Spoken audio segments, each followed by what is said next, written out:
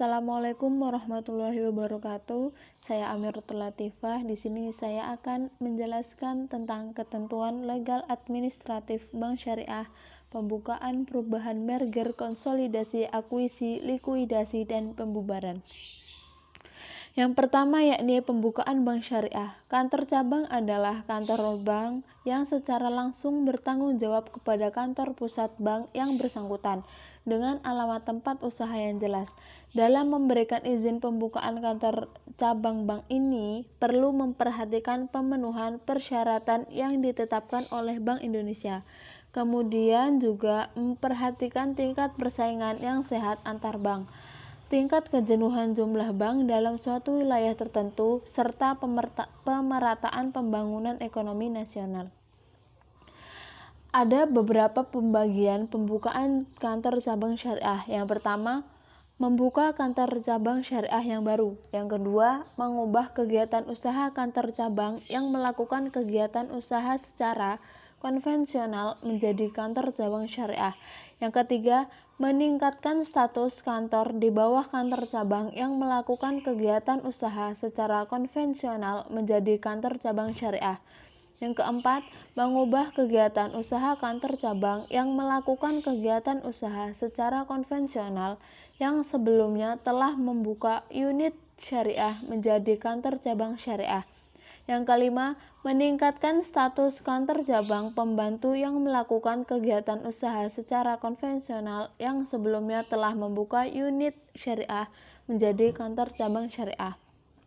Yang kedua yakni perubahan kepemilikan bank. Berdasarkan pasal 27 Undang-Undang Perbankan yang diubah, setiap perubahan pemilikan bank selain wajib memenuhi ketentuan sebagaimana yang dimaksud dalam pasal 16 ayat 3, pasal 22, pasal 23, pasal 24, pasal 25, dan pasal 26 yang berhubungan dengan perizinan dan kepemilikan usaha bank juga wajib melaporkannya kepada Bank Indonesia.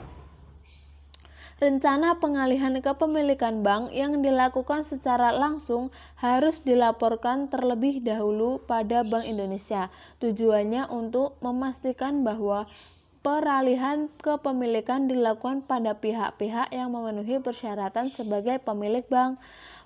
Peralihan kepemilikan saham bank yang dilakukan melalui bursa efek tersebut telah mencapai jumlah tertentu yang dapat mempengaruhi jalannya pengelolaan bank sesuai dengan ketentuan yang ditetapkan oleh Bank Indonesia. Yang ketiga yakni merger. Pengertian merger itu sendiri yakni berasal dari bahasa Inggris merger yang berarti penggabungan. Secara istilah, merger dapat diartikan sebagai penyatuan atau penggabungan dua perseroan atau lebih dengan cara mendirikan perseroan baru dan membubarkan perseroan lainnya. Sedangkan menurut pasal 1 ayat 22 Undang-Undang tentang Perubahan atas Undang-Undang Nomor 7 Tahun 1992 tentang Perbankan mendefinisikan merger adalah penggabungan dari dua bank atau lebih dengan cara tetap mempertahankan berdirinya salah satu bank dan membubarkan bank-bank lainnya dengan atau tanpa melikuidasi. Yang keempat yakni konsolidasi. Pengertian konsolidasi ini berasal dari bahasa Inggris, yakni consolidation, yang berarti peleburan, yang berarti penggabungan dua perseroan atau lebih dengan cara membentuk perseroan baru dan membubarkan perseroan yang bergabung sehingga terbentuk perseroan baru. Menurut pasal 1 ayat 22 Undang-Undang tentang Perubahan atas Undang-Undang Nomor 7 Tahun 1992 tentang Perbankan mendefinisikan konsolidasi adalah penggabungkan dari dua bank atau lebih dengan cara mendirikan bank baru dan membubarkan bank-bank tersebut dengan atau tanpa likuidasi. Yang kelima yakni akuisisi. Pengertian akuisisi sendiri itu secara terminologi biasanya digunakan untuk mencakup transaksi yang terjadi antara dua pihak atau lebih, di mana pihak yang satu, pembeli, pada akhirnya mendapatkan dan menjadi pemilik dari sebagian atau seluruh aset pihak lain. Akuisisi usaha bank oleh bank lain diatur dalam Peraturan Pemerintah Nomor 28 Tahun 1999. Di sana disebutkan bahwa akuisisi merupakan pengambil alihan kepemilikan suatu bank yang mengakibatkan beralihnya pengendalian terhadap bank. Dari definisi tersebut dapat diambil kesimpulan bahwa kepemilikan dapat beralih kepada pihak lain melalui menyatukan usaha atau combination atau business amalgamation bank dalam rangka memperkuat dirinya guna mewujudkan sistem perbankan yang sehat, efisien, dan mampu bersaing dalam era globalisasi dan perdagangan bebas. Syarat-syarat dan prosedur merger, konsolidasi, dan akuisisi bank. Dalam pasal 28 Undang-Undang Perbankan menetapkan bahwasannya merger, konsolidasi, dan akuisisi bank wajib terlebih dahulu mendapat izin dari pemimpin Bank Indonesia. Dalam memberikan izin tersebut, Bank Indonesia perlu menilai, yang pertama, dapat mendorong kinerja dan sistem perbankan nasional. Yang kedua, tidak menimbulkan pemusatan kekuatan ekonomi pada satu orang atau satu kelompok dalam bentuk monopoli yang merugikan. Yang ketiga, tidak merugikan kepentingan nasabah. Dalam PP nomor 28 tahun 1999 tentang merger, konsolidasi, dan akuisisi bank menetapkan sebagai berikut. Pasal 3. Merger, konsolidasi, dan akuisisi bank dapat dilakukan atas A. Inisiatif bank yang bersangkutan atau B. Permintaan Bank Indonesia atau C. Inisiatif badan harus yang bersifat sementara dalam rangka penyehatan perbankan. Yang keenam yakni likuidasi. Pengertian likuidasi itu sendiri menurut KBBI, likuidasi adalah proses pembubaran perusahaan sebagai badan hukum yang meliputi pembayaran kewajiban kepada para kreditor dan pembagian harta yang tersisa kepada para pemegang saham persero.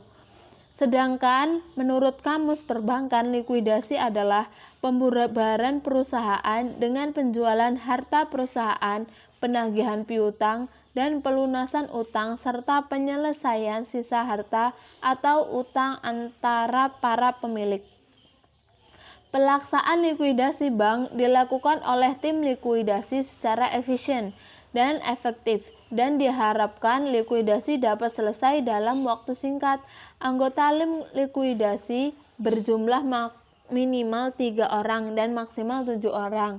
Dengan satu orangnya ditetapkan oleh rapat umum pemegang saham atau pengadilan untuk menjabat ketua yang mempunyai wewenang bertindak mewakili tim likuidasi. Pelaksanaan likuidasi bank wajib diselesaikan dalam waktu paling lambat 5 tahun, terhitung sejak tanggal dibentuknya tim likuidasi. Tugas tim likuidasi yang pertama, mewakili bank dalam likuidasi dalam segala hal yang berkaitan dengan penyelesaian hak dan kewajiban bank tersebut. Yang kedua, dapat meminta pembatalan kepada pengadilan mengenai segala perbuatan hukum yang merugikan harta bank apabila perbuatan hukum tersebut dilakukan dalam waktu 1 tahun sebelum pencabutan izin usaha. Kewajiban tim likuidasi yang pertama yakni melakukan pencairan harta dan penagihan piutang kepada para debitur. Yang kedua, melakukan pembayaran kewajiban bank kepada kreditur dari hasil pencairan dan atau penagihan piutang tersebut. Yang ketiga, melakukan penagihan seluruh harta dan kewajiban BI kepada pihak lain apabila disetujui oleh BI. Yang keempat, menyusun neraca akhir likuidasi. Yang kelima, melaporkan neraca akhir likuidasi kepada BI serta mempertanggungjawabkan kepada RUPS. Yang keenam, mengumumkan berakhirkan likuidasi dan menempatkannya pada Berita Negara Republik Indonesia. Yang ketujuh, membubarkan tim likuidasi apabila tugasnya telah selesai. 7 yakni pembubaran bank syariah. Sebab-sebab yang terjadinya pembubaran bank badan hukum bank, yakni yang pertama, dicabut izin usahanya oleh Bank Indonesia, di mana bank tersebut tidak dapat mengatasi kesulitannya atau keadaan bank membahayakan sistem perbankan nasional. Yang kedua, jangka waktu berdirinya bank yang telah ditetapkan dalam anggaran dasar berakhir. Yang ketiga, penempatan pengadilan. Kewajiban bank yang dicabut izin usahanya adalah yang pertama, yakni menutup seluruh kantor dan menghentikan segala kegiatan perbankan sejak tanggal pencabutan izin usaha. Yang kedua, menyusun rencana penutupan pertanggal pencabutan izin usaha dan diaudit oleh akuntan publik. Yang ketiga, melakukan RUPS untuk PT dan rapat anggota untuk koperasi dan untuk memutuskan pembubaran bank hukum bank dan pembentukan tim likuidasi. Sekian yang saya jelaskan. Apabila ada kesalahan, saya mohon maaf. Saya akhiri. Wassalamualaikum warahmatullahi wabarakatuh.